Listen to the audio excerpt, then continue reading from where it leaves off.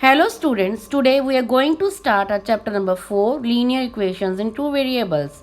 So before starting today's topics, let's share its objectives.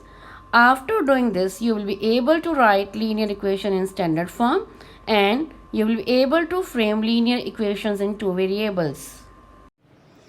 Hello students, I hope you are enjoying your math classes. So we are going to start with our new chapter, chapter number 4, linear equations in two variables. बेटा आप इस chapter का name ही देख रहे हो, linear equations in two variables.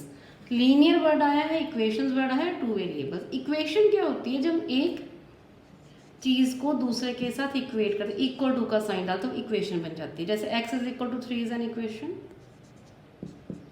x plus 2 is equal to 4 is also an equation. ठीक है, 2x minus 5 is equal to 6 is also an equation. तो इक्वेशन क्या आती है? जब दो चीज़ें आपस में इक्वल टू के साइन के साथ बैलेंस हुई होती हैं. एक उसमें लेफ्ट हैंड साइड होगी, एक राइट हैंड साइड होगी.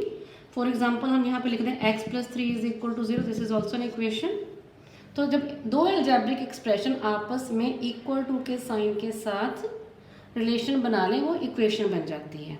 तो ये तो हो गया हमारे पास फर्स्ट टर्म इक्वेशन एक्सप्लेन. अब आता है लीनियर. लीनियर क्या होता है? किसी भी अलजेब्रिक एक्सप्रेशन की डिग्री. अब डिग्री क्या है? आपने पॉलिनोमियल्स किया है 8th में, तो डिग्री क्या होती है? वेरिएबल की हाईएस्ट पावर. वेरिएबल की हाईएस्ट पावर, यहाँ पे वेरिएबल x है, उसकी हाईएस्ट पावर 1 है. यहाँ वेरिएबल x है, उसकी हाईएस्ट पावर है 1. अब यहाँ पे भी वेरिएबल x है, इसकी पावर भी 1 है. यहाँ पे वेरिएबल x है, इसकी पावर भी 1 है. तो जब किसी भी अलजेब्रिक एक्सप्रेशन में वेरिएबल की हाईएस्ट पावर 1 हो, मतलब डिग्री 1 हो, तो हम उसे लीनियर कहते हैं. That is called linear. ठीक है, तो ये हो गया लीनियर इक्वेशन. अब आ जाओ टू वेरिएबल. तो टू वेरिएबल से पहले हम वन वेरिएबल. मैं आपको दो कंडीशंस लिख के दिखाती हूँ, उससे तब आपको वन वेरिएबल और टू वेरिएबल का डिफरेंस समझ आए. चलिए, फर्स्ट सिचुएशन हमारे पास आ गई. 5 more than A number is 15. अगर इसको हम एक इक्वेशन की फॉर्म में लिखने के तो हम क्या करेंगे? मानेंगे let number is equal to x. फिर लिखा गया 5 मोर देन ए नंबर, कि अगर हम इस नंबर में 5 ऐड करें तो ये आंसर 15 आता है. तो ये मैंने सिचुएशन 1 की इक्वेशन बनाई. अब situation 2, sum of two numbers is 15.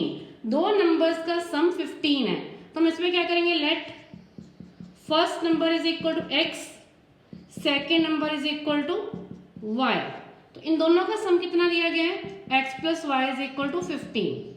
अब इन दोनों इक्वेशन को ध्यान से देखिए.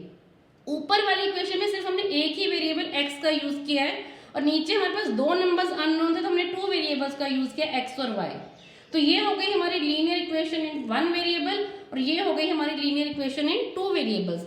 लीनियर इक्वेशन इन टू वेरिएबल्स मींस हमारे पास अब टू वेरिएबल्स आ जाएंगे, x और y, s और t, p और q, कोई भी ऐसे. वेरिएबल्स का नंबर 2 होगा और लीनियर होंगे, मतलब दोनों की डिग्री ही 1 होगी. यहाँ पे देखो x की डिग्री 1, पावर 1, y की पावर 1, दोनों की डिग्री 1 हो गई.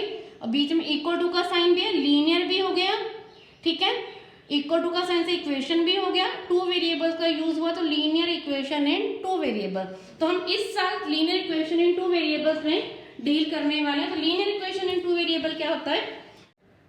तो बेटा लीनियर इक्वेशन इन टू वेरिएबल क्या हुई? An equation of the form ax plus by plus c is equal to 0 where a, b, c are real numbers and a, b both cannot be 0. तो general form हमारे पास linear equation की क्या हुई?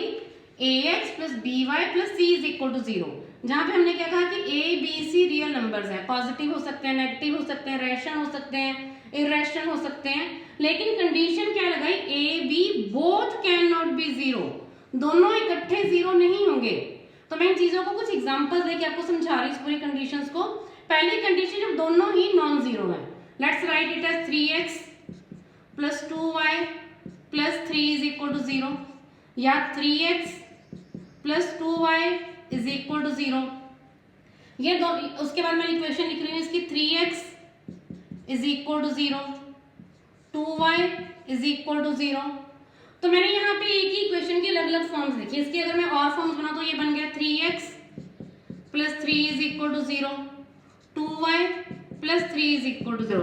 मैं कहूंगी कि सारी के सारे लीनियर इक्वेशन टू वेरिएबल्स हैं, लेकिन आप कहोगे नहीं ma'am 3x is equal to 0 one variable है, 2y is equal to 0 one variable है, 3x plus 3 is equal to 0 one variable है, 2x plus 3 is equal to 0 1 variable है, लेकिन ये सारी की सारी 2 वेरिएबल्स और इस कंडीशन को सेटिस्फाई करते हैं।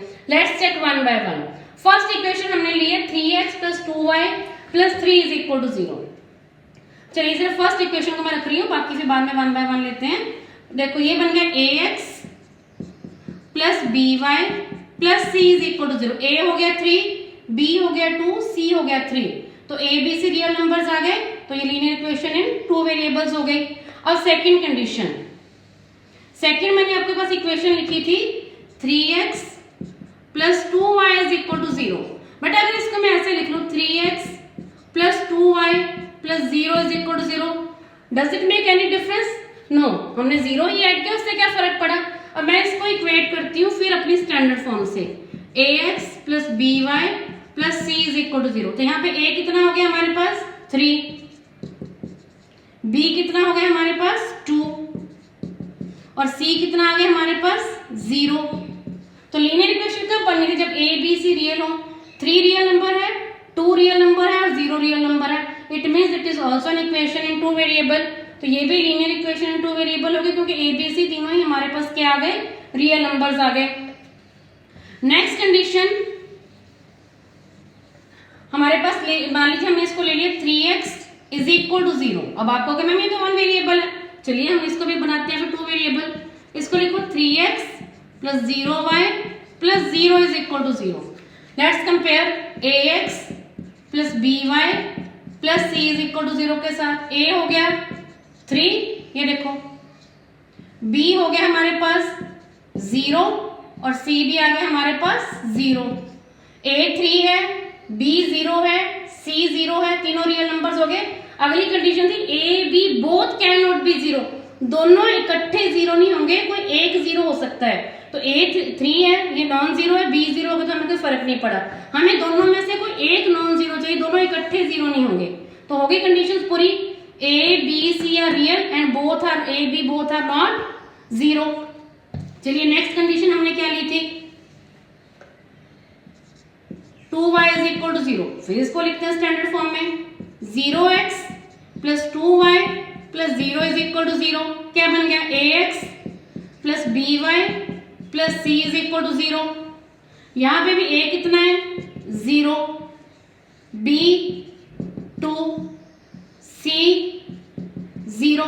तो हाँ जी 0 रियल नंबर है, obviously 0 is a real number, 2 real number है, it is also a real number, c = 0 real है, इट इज द रियल। तो a b c रियल वाली कंडीशन पूरी हो गई। फिर अगली थी a b both can not be 0। तो देखो यहाँ पे a 0 है तो b नॉन 0 हो गया, तो दोनों में से एक तो नॉन 0 आ गया, तो हमारी अगली कंडीशन भी पूरी हो गई। Again it is a linear equation in 2 variable. Let's move on to next, 3x + 3 = 0।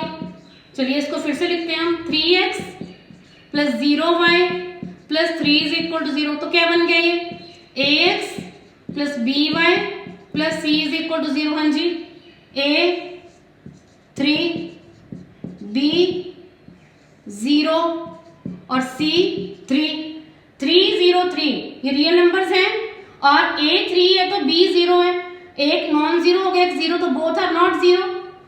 तो a b c रियल आ गया and a b both are not 0। तो ये भी लीनियर इक्वेशन इन 2 वेरिएबल बन गई। नेक्स्ट हमने लिखा था 2y + 3 = 0। तो क्या बना, 0x + 2y + 3 = 0। हाँ जी, कंपेयर करो फिर से, ax + by + c = 0। बेटा a हो गया 0, b हो गया 2, c हो गया 3, a 0, b 2, c 3।